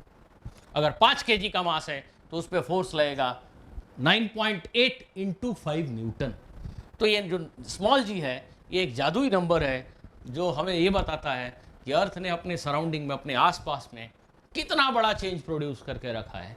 इस नंबर को हम अर्थ की ग्रेविटेशनल फील्ड इंटेंसिटी कहते हैं. इस नंबर को हम अर्थ की ग्रेविटेशनल फील्ड इंटेंसिटी कहते हैं near the surface of earth. बिल्कुल वैसे ही हम एक चार्ज का इफेक्ट बताने के लिए, एक चार्ज का इफेक्ट किसी पॉइंट पे कितना स्ट्रांग है इसको क्वांटिफाई करने के लिए, इसको बताने के लिए इलेक्ट्रिक फील्ड इंटेंसिटी डिफाइन करते हैं. सो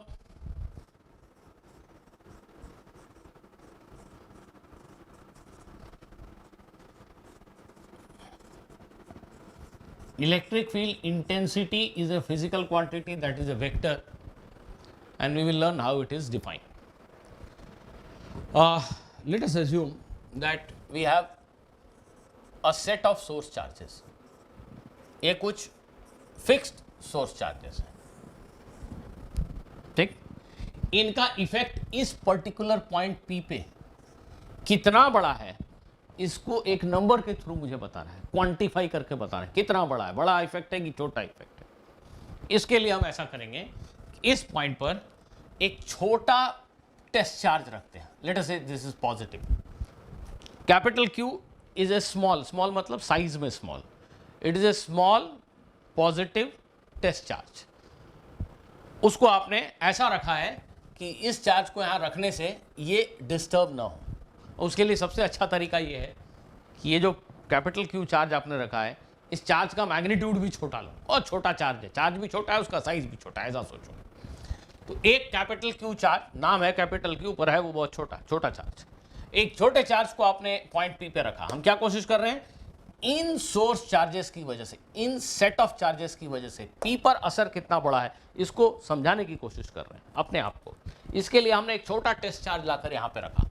इस टेस्ट चार्ज के ऊपर, इस टेस्ट चार्ज के ऊपर ये सब लोग मिलकर के एक फोर्स F लगाते हैं, इलेक्ट्रिक फोर्स F लगाते हैं। Then we say that electric field intensity at this point P due to all these source charges is this force divided by this charge, this force divided by this charge। थोड़ा confuse हो गए, पहले लिख लेते हैं फिर इसको एक बार और समझते हैं। देखिए, these are source charges, मैं यहां लिख रहा हूं capital Q is a small test charge placed at point P. It experiences a force Fe. It experiences a force Fe due to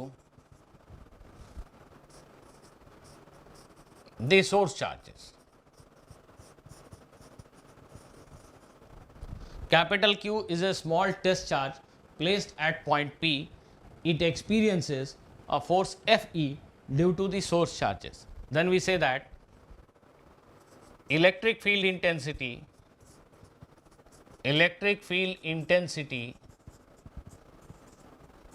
at point P due to the source charges is defined as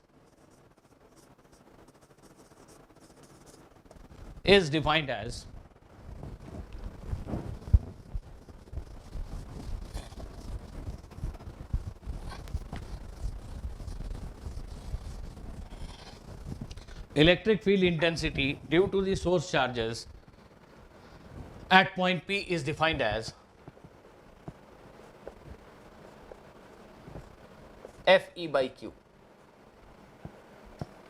It is a vector. ध्यान दीजिए, इन सब का असर यहां कितना बड़ा है इसको बताने के लिए हम एक नंबर डिफाइन कर रहे हैं, इलेक्ट्रिक फील्ड इंटेंसिटी। इसके लिए इन सोर्स चार्जेस की वजह से कैपिटल Q एक छोटा चार्ज है, उस पर लगने वाले फोर्स को मेजर किया। This force divided by this charge is known as electric field intensity at this point because of all these charges। और सिंपल भाषा में बोलूं, मन में सोचो कि ये capital Q unit positive charge है, +1 कूलम चार्ज है। चलो ऐसे सोचो, यहाँ कैपिटल Q चार्ज जो रखा है वो +1 कूलम चार्ज है। तो अगर कैपिटल Q +1 कूलम है, इस पे लगने वाला फोर्स वही इलेक्ट्रिक फील्ड है।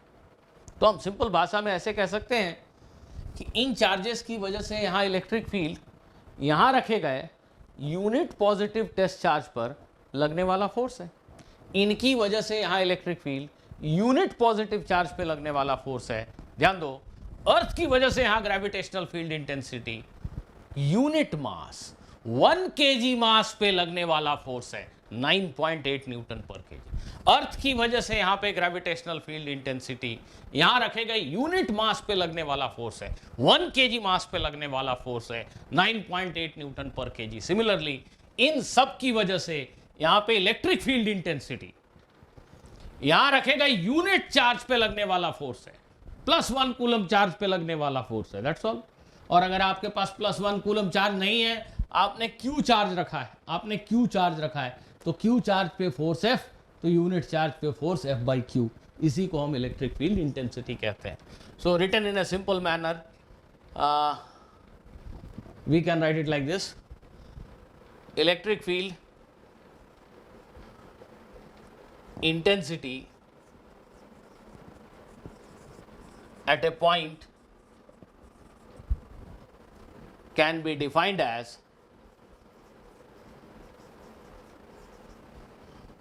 the electric force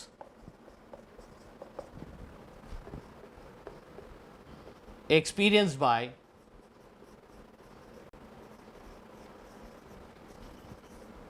a unit positive test charge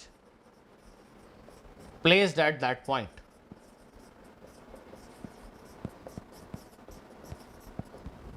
Electric field intensity vector E at a point can be defined as electric force experienced by a unit positive test charge held at that point.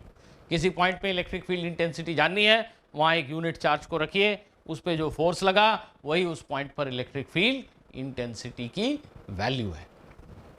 यहां ध्यान रखना, the direction of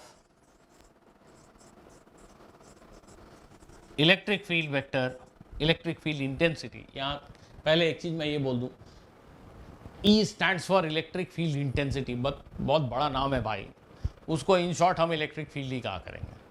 when I say electric field, I am referring to vector E. और भी short कर लेंगे, सिर्फ field बोलेंगे तो भी अभी इस चैप्टर में we are referring to electric field only.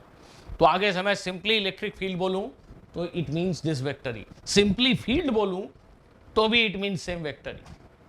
तो direction of electric field intensity और सिंपली इलेक्ट्रिक फील्ड और simply field, the direction of electric field at a point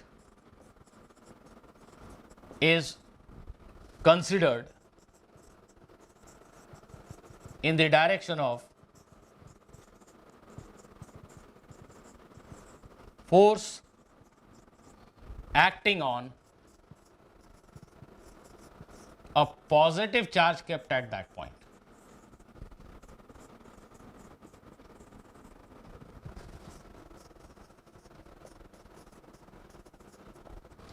किसी भी पॉइंट पे इलेक्ट्रिक फील्ड वेक्टर का direction, this is a convention, ये हम सब लोगों ने मीटिंग करके तय करके फिक्स कर दिया कि यही माना जाएगा, इसमें कोई लॉजिक नहीं है. किसी पॉइंट पे इलेक्ट्रिक फील्ड वेक्टर का डायरेक्शन क्या लेंगे, उस पॉइंट पे रखे गए पॉजिटिव चार्ज पे लगने वाले फोर्स के डायरेक्शन. मेरी इन बातों को ठीक से समझने के लिए एक बार फिर से ऐसा इमेजिन करो, मैं इस कमरे में हूँ, इस कमरे के बाहर मुझे दिखाई नहीं दे रहा, इस कमरे के बाहर, इस दीवार के पीछे, इस दीवार के पीछे, उस छत के ऊपर बहुत सारे चार्जेस हैं, मैं उन चार्जेस तक नहीं पहुंच सकता. कमरे के बाहर हैं वो चार्जेस, लेट अस अज्यूम कमरे के बाहर हैं वो चार्जेस. सडनली मेरे मन में ख्याल आया किसी वजह से कि इस लोकेशन पे कोई इलेक्ट्रिक फील्ड है क्या. मेरे पास एक बड़ा सेंसिटिव इंस्ट्रूमेंट है जो चार्जेस के इफेक्ट में आने से ख़राब हो सकता है, ऐसा सोचो. तो उस इंस्ट्रूमेंट को इस कमरे में लाने के पहले मैंने सोचा कि यार चेक कर लेते हैं कहीं इस कमरे में कोई चार्ज का असर तो नहीं है, कोई बहुत स्ट्रॉन्ग असर तो नहीं है. मैंने चेक किया, मुझे चार्ज नहीं दिखते कहीं किसी भी तरीके से कमरे के अंदर, पर कोई बाहर के चार्ज का असर है क्या यहाँ, ये चेक करने के लिए मैंने एक्सपेरिमेंट किया. 1 मिनट हाइपोथेटिकली मानो मेरे पास एक +Q चार्ज है, +1 कूलम चार्ज ऐसा मानो, इस पेन पे +1 कूलम चार्ज, उसको यहाँ रख के देखना. इसके ऊपर मैंने पाया कि एक ऐसा इलेक्ट्रिक फोर्स लग रहा है, एक इलेक्ट्रिक फोर्स लग रहा है ऐसा 20 न्यूटन का इलेक्ट्रिक फोर्स लग रहा है. ये पॉजिटिव चार्ज अगर है, ये पॉजिटिव चार्ज अगर है और यहाँ रखते ही इस पे एक इलेक्ट्रिक फोर्स लग रहा है इस डायरेक्शन में, तो मैं बोलूँगा इस पॉइंट पे एक इलेक्ट्रिक फील्ड एग्जिस्ट करता है इस डायरेक्शन. वो इलेक्ट्रिक फील्ड किसकी वजह से है, वो उन सोर्स चार्जेस की वजह से है जो इस कमरे में नहीं है, शायद बाहर है, कमरे में भी हो सकते हैं. पर इंपॉर्टेंट बात मैं ये बताना चाह रहा हूं कि सोर्सेस का मुझे पता नहीं, किन चार्जेस की वजह से फील्ड है ये पता नहीं, मैं पता भी नहीं करना चाहता. लेकिन यहां कोई इलेक्ट्रिक फील्ड है क्या, उसको चेक कर सकते हैं. हाँ, पॉजिटिव चार्ज ला के रखिए, इस पे अगर इस डायरेक्शन में फोर्स लगा, आई एम श्योर इस चार्ज पॉजिटिव चार्ज पे एक इलेक्ट्रिक फोर्स इधर लगा, इस जगह पे एक इलेक्ट्रिक फील्ड है इस डायरेक्शन में, उसके कारण कौन है, सोर्सेस कौन है, होंगे भाई ढूंढो चारों तरफ, इस बिल्डिंग में कहीं ना कहीं मिल जाएंगे। अगर इस पॉजिटिव चार्ज पे इस डायरेक्शन में फोर्स लगा, मींस इस कमरे में यहाँ एक इलेक्ट्रिक फील्ड एग्जिस्ट करती है। ये इलेक्ट्रिक फील्ड किसने बनाई है, कुछ चार्जेस ने बनाई होंगी, कुछ सोर्स चार्जेस ने बनाई होंगी, वो कहाँ है, ढूंढो ढूंढो, कहीं ना कहीं मिलेगी। इस पॉइंट पर इलेक्ट्रिक फील्ड है, अगर यहां रखे चार्ज पे इलेक्ट्रिक फोर्स लगा, फील्ड का डायरेक्शन क्या है, पॉजिटिव चार्ज जिस डायरेक्शन में फोर्स एक्सपीरियंस कर रहा है वही फील्ड का डायरेक्शन है। फील्ड का स्ट्रेंथ मैग्नीट्यूड क्या है, इलेक्ट्रिक फील्ड इंटेंसिटी क्या है, तो भाई +1 कूलम चार्ज पे अगर 20 न्यूटन फोर्स लग रहा है, हम बोलेंगे 20 न्यूटन पर कूलम, यही यहां फील्ड का स्ट्रेंथ है। +1 कूलम चार्ज नहीं है, मेरे पास 6 कूलम चार्ज है, मैंने 6 कूलम चार्ज रखा, इस पे 120 न्यूटन का फोर्स लग रहा है, तो मैं बोलूंगा इस जगह पे फील्ड की इंटेंसिटी है 120 Newton by 6 coulomb, that is 20 Newton पर coulomb. So I hope you are getting some idea about what exactly this electric field refers to. यहाँ एक और पॉइंट लिख देता हूँ, electric field exerts force on a negative charge in a direction opposite to the field. That means इस point पे अगर तुम कोई निगेटिव चार्ज रखोगे तो उस पर फोर्स इलेक्ट्रिक फील्ड के ऑपोजिट डायरेक्शन में लगेगा, अगर इलेक्ट्रिक फील्ड उधर है तो इस डायरेक्शन में लगेगा। And though I have mentioned it many a times, but still let me write it, that unit of electric field is Newton per coulomb. Unit of electric field is unit of electric field intensity is Newton per coulomb, right?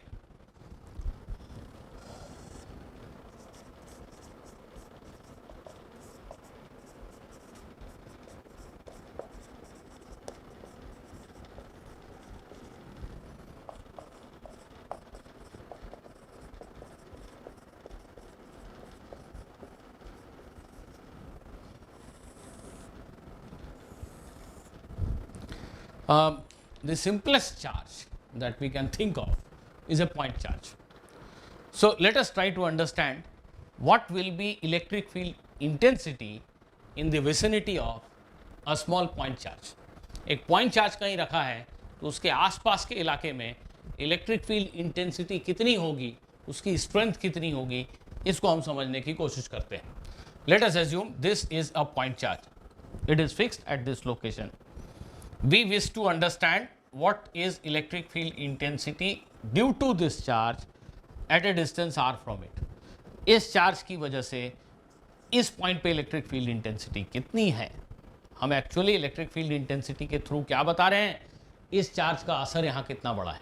अगर electric field intensity बहुत high है तो हम बोलेंगे इस charge का effect यहाँ पे बहुत स्ट्रांग है। अगर इलेक्ट्रिक फील्ड इंटेंसिटी बहुत कम है हम बोलेंगे इस चार्ज का इफेक्ट यहाँ पे कमजोर है। और अगर electric field intensity for any region 0 है तो हम बोलेंगे इस चार्ज का असर यहाँ पे कुछ भी नहीं है। इस चार्ज की वजह से यहाँ इलेक्ट्रिक फील्ड इंटेंसिटी कितनी है, पॉइंट पी पे कितनी है, इसको हम कैसे समझें। बहुत सिंपल, हम पहले इमेजिन करते हैं कि चलो भाई यहाँ पे एक क्यू चार्ज ला कर रखा, इस क्यू चार्ज के ऊपर इलेक्ट्रिक फोर्स Fe लग रहा है, राइट। ध्यान दो, हम ये कह रहे हैं कि इस पूरी दुनिया में एक ही सोर्स चार्ज है, यही चार्ज है और कोई आसपास चार्ज नहीं है, दूर दूर तक मीलों तक कोई चार्ज नहीं है, सिर्फ एक पॉइंट चार्ज, ऐसा इमेजिन करो। फिर मैं भगवान जी के पास गया, कहीं से एक छोटा सा चार्ज मांग कर लाया, कैपिटल क्यू, उसको रखा, इसके अलावा और कोई सोर्स चार्ज नहीं, सिर्फ इसकी वजह से इस पे लगने वाला फोर्स Fe है। हम सभी जानते हैं कूलम्स लॉ से इस फोर्स की वैल्यू कितनी लिखी जाएगी, force on capital Q placed at P is, we all know it is K Q by R square, right। अगर आप फोर्स का मैग्नीट्यूड लिखना चाहते हैं तो ये मैग्नीट्यूड है, अगर आप फोर्स को वेक्टर फॉर्म में लिखना चाहते हैं तो भी आप लिख सकते हैं, vector force F is this into R cap. R cap is a unit vector directed from source charge small q to capital charge to charge capital Q. अभी सिर्फ मैग्नीट्यूड लिखते हैं, चलो बाद में वेक्टर फॉर्म में लिख देंगे. अब इस चार्ज की वजह से कैपिटल Q पे लगने वाला फोर्स ये है. So we will say that electric field at P due to Q is force divided by capital. इस कैपिटल Q पे F फोर्स लगा, तो अगर यहां 1 कूलम चार्ज होता तो कितना फोर्स लगता? तो आंसर है F divided by capital Q. और मच सिंपली आप ऐसा सोचो कि कैपिटल Q की जगह 1 लिख दिया. अगर कैपिटल Q की जगह 1 कूलम चार्ज होता तो फोर्स कितना होता? K Q by R square. बस हाँ भाई, इसी को इलेक्ट्रिक फील्ड बोलते हैं हम, K Q by R square. K of course can be written as 1 by 4 pi epsilon 0. एक पॉइंट चार्ज Q से R डिस्टेंस पे electric field intensity K Q by R square होता है. 1 by 4 pi epsilon 0 Q by R square होता है. इसका unit Newton पर coulomb है. इसका सिंपल मीनिंग है कि इस चार्ज की प्रेजेंस में यहां अगर यूनिट चार्ज रखोगे तो उस पर इतना फोर्स लगेगा. एक बार मैंने बता दिया कि इस चार्ज की वजह से यहां इलेक्ट्रिक फील्ड इतना है, तो यहां रखे गए 5 कूलम चार्ज पे फोर्स कितना होगा? आंसर है 5 कूलम इंटू ई, क्योंकि E stand for force on unit charge. 5 coulomb पे 5 इंटू ई. यहाँ 10 कूलम चार्ज रखा, उस पर फोर्स कितना होगा? 10 into E.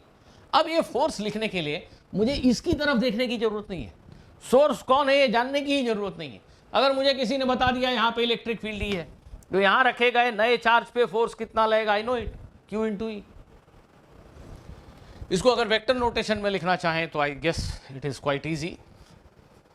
In vector notation you can write it as 1 by 4 pi epsilon 0 Q by R square into R cap. R cap is a unit vector from source charge to test charge. यहाँ ध्यान रखना, जब भी vector notation use करेंगे Coulomb's law में force लिखते समय या इलेक्ट्रिक फील्ड लिखते समय किसी चार्ज की वजह से, वेक्टर नोटेशन जब भी यूज करेंगे, always always always make sure that you substitute the value of charge with sign. Q को with sign ही substitute करना है always. Substitute Q with sign. क्यों भाई? अगर ये Q पॉजिटिव चार्ज है, इसकी वजह से यहां रखे गए पॉजिटिव टेस्ट चार्ज पे, पॉजिटिव टेस्ट चार्ज पे लगने वाला फोर्स इधर होगा, तो नेचुरली इसकी वजह से यहाँ इलेक्ट्रिक फील्ड का डायरेक्शन इधर होगा. इलेक्ट्रिक फील्ड का डायरेक्शन किसी भी पॉइंट पे कैसे डिफाइन करते हैं? यहाँ रखे गए पॉजिटिव चार्ज पे लगने वाला फोर्स. ये पॉजिटिव है तो इस पॉजिटिव चार्ज पे इधर ही फोर्स लगेगा. Field is always away from a positive point charge. Positive point charge की वजह से उसके आसपास में जो फील्ड होगा, it will be always directed away from the charge. Whereas if it is a negative charge, यहां फील्ड का डायरेक्शन क्या होगा? आंसर है, डेफिनेशन है कि यहां पॉजिटिव चार्ज रखिए, उस पर फोर्स किधर लग रहा है ये देखिए. तो अगर ये अकेला सोर्स चार्ज है, यहां हम पॉजिटिव चार्ज रखेंगे तो इस पे तो फोर्स इधर लगेगा ना. तो हम कहते हैं कि इस चार्ज की वजह से यहां इलेक्ट्रिक फील्ड का डायरेक्शन इधर है. So electric field because of a negative charge is always directed towards the charge. Electric field due to a positive charge is always directed away from the charge. और जब आप vector notation में ऐसा लिखेंगे, Q को sign के साथ लिख देंगे, तो ये डायरेक्शन ऑलरेडी यहाँ अकाउंट में आ जाएगा. देखिए, अगर ये Q निगेटिव है तो ये कुछ आएगा, मान लो किसी स्पेसिफिक केस में कैलकुलेट किया 10 आया, -10R. I am extremely sorry, this is unit vector R का, very sorry, this is not vector R, this is unit vector R का. हाँ, ये नंबर अगर 10 आया, Q निगेटिव है, तो आएगा ये -10R कैप. इसका मतलब क्या हुआ? This electric field vector has a magnitude of 10 and it is directed along -R cap unit vector, which means it is directed this way. R cap is a vector defined to be directed from source charge to the concerned point. तो -R cap की direction में अगर कोई vector है तो it is in this direction. तो -R cap vector की direction में अगर फील्ड है तो it is towards the charge. तो जब भी आप वेक्टर नोटेशन में फील्ड को लिखें, फोर्स को लिखें, तो चार्ज q को साइन के साथ ही सब्सटीट्यूट करें। आई रिपीट, मैंने यहाँ गलती से वेक्टर r लिखा था, it is unit vector r cap, magnitude into r cap, please correct it. इस बात को चाहे तो एक ब्रीफ नोट में यहाँ पे हम लिख भी देते हैं कि field due to a positive charge is away from the charge, is radially away from the charge, ऐसा लिख देते हैं, radially away from the charge। इसका मतलब अगर ये प्लस क्यू चार्ज है, पॉइंट चार्ज, इसकी वजह से यहाँ पे फील्ड का direction away from the charge, यहाँ फील्ड का डायरेक्शन रेडियली अवे, इस लोकेशन पे फील्ड का डायरेक्शन, इस लोकेशन पे फील्ड का direction, so on so fourth. इस पॉजिटिव चार्ज की वजह से इस पॉइंट पे फील्ड इधर, इस पॉइंट पे फील्ड इधर, इस पॉइंट पे फील्ड इधर, इस पॉइंट पे फील्ड रेडियली अवे। एक पॉजिटिव चार्ज की वजह से किसी आसपास के पॉइंट पे जो इलेक्ट्रिक फील्ड का डायरेक्शन होगा, it will B radially away, and because of A negative charge it will B radially into the charge. That means इस पॉइंट पे इलेक्ट्रिक फील्ड का डायरेक्शन ये, इस पॉइंट पे इलेक्ट्रिक फील्ड का डायरेक्शन ये, इस पॉइंट पे ऐसा ऐसा ऐसा ड्राइंग, ये हम बता रहे हैं एरोस के थ्रू। इस नेगेटिव चार्ज की वजह से यहाँ इलेक्ट्रिक फील्ड वेक्टर का डायरेक्शन टुवर्ड्स द चार्ज है, रेडियली इनवर्ड, जबकि पॉजिटिव चार्ज की वजह से फील्ड का डायरेक्शन अवे है। ऐसा क्यों है? क्योंकि बाय डेफिनेशन यहाँ फील्ड का डायरेक्शन वही है जो यहाँ रखे गए पॉजिटिव चार्ज पर लगने वाले फोर्स का डायरेक्शन है। अगर यहाँ एक पॉजिटिव चार्ज रखोगे तो इसकी वजह से अट्रैक्टिव फोर्स लगेगा। जी हाँ, यही डायरेक्शन किसी भी पॉइंट पे इलेक्ट्रिक फील्ड का डायरेक्शन होता है। तो अब हम समझते हैं कि इलेक्ट्रिक फील्ड का मैग्नीट्यूड किसी पॉइंट चार्ज की वजह से किसी पॉइंट पे कैसे लिख सकते हैं, इलेक्ट्रिक फील्ड का डायरेक्शन किसी पॉइंट चार्ज की वजह से आसपास के किसी पॉइंट पे कैसे समझ सकते हैं। Apart from this, I'll just add one more sentence and you will be able to find electric field due to various charge configurations, and that one sentence is that electric field obeys principle of superposition. Electric field obeys principle of superposition. Electric field obeys principle of superposition. What does it mean? Electric field obeys principle of superposition. What does this mean actually? आपके पास एकमात्र charge है Q1। इस charge की वजह से इस point पर electric field है E1। ठीक, अब मान लीजिए आपने एक और चार्ज कहीं से लाकर यहां रख दिया। इस चार्ज को यहां रखने से ये चार्ज यहां जो फील्ड बना रहा था वो नहीं बदलेगा। इस चार्ज का जो यहां इफेक्ट था वो इस चार्ज की प्रेजेंस से नहीं बदलता। ये चार्ज अभी भी यहां इलेक्ट्रिक फील्ड E1 बनाएगा। और अब ऐसा है, इमेजिन करें कि Q1 नहीं है, सिर्फ Q2 है।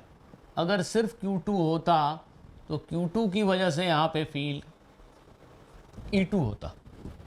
Q2 की वजह से लेटस से इस पॉइंट पे फील्ड E2 होता। अगर ये दोनों चार्ज प्रेजेंट हैं, इनकी वजह से इस पॉइंट पे फील्ड, इन दोनों फील्ड वेक्टर का सम होगा, वेक्टर सम होगा। E1 और E2 वेक्टर को ऐड कर दें, इस पॉइंट पे रिजल्टेंट इलेक्ट्रिक फील्ड मिलेगी because of these two charges. Similarly अगर यहाँ पे एक और चार्ज प्रेजेंट है Q3, तो इस चार्ज के प्रेजेंट होने से Q1 और Q2 अपना जो काम कर रहे थे वो तो करेंगे ही, Q3 का फील्ड, Q3 अकेला होने से जो फील्ड होता वो भी ऐड हो जाएगा। तो इन तीनों चार्ज का इफेक्ट यहाँ पे सुपर इम्पोज ऐड हो जाता है।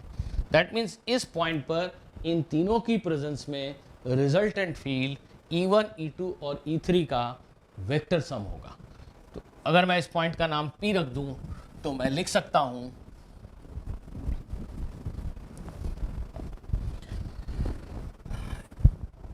that if E1, E2 and E3 are electric field at P due to individual charges, then resultant field at P in presence of all three charges will be E1 plus E2 plus E3.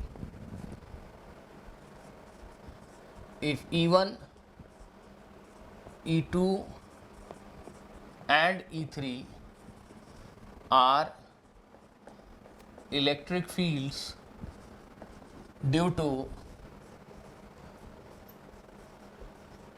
individual charges Q1, Q2 and Q3 respectively,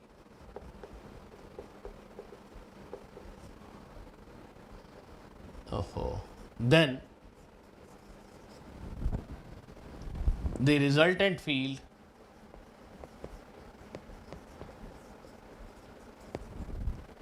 at P due to in presence of all three charges is given by vector sum E1 plus E2 plus E3. So this is principle of superposition which is obeyed by electric field. तो कई सारे charges जब आपको दिए हैं उन सब की वजह से किसी पॉइंट पे रिजल्टेंट इलेक्ट्रिक फील्ड इसको यूज़ करके हम लिख सकते हैं. और इलेक्ट्रिक फील्ड लिखने का फ़ायदा क्या है, एक बार इन सब की वजह से यहाँ इलेक्ट्रिक फील्ड लिख लिया 10 न्यूटन पर कूलम. तो अब मुझे पता है कि यहाँ 5 कूलम चार्ज रखेंगे तो उस पर 50 न्यूटन फोर्स लगेगा, 2 कूलम चार्ज रखेंगे तो 2 इंटू 10 20 न्यूटन फोर्स लगेगा. मुझे बार बार इन सोर्स चार्जेस की तरफ देखने की ज़रूरत नहीं है. एक बार फील्ड कैलकुलेट कर लिया तो यहाँ रखे किसी भी चार्ज के ऊपर फोर्स लिखना बहुत ही आसान हो गया. सो स्टूडेंट्स, इसके साथ हम आज का सेशन यहीं पे ख़त्म करते हैं. नेक्स्ट सेशन में हम इलेक्ट्रिक फील्ड के ऊपर कुछ क्वेश्चंस करेंगे. I hope you like this session. Thank you.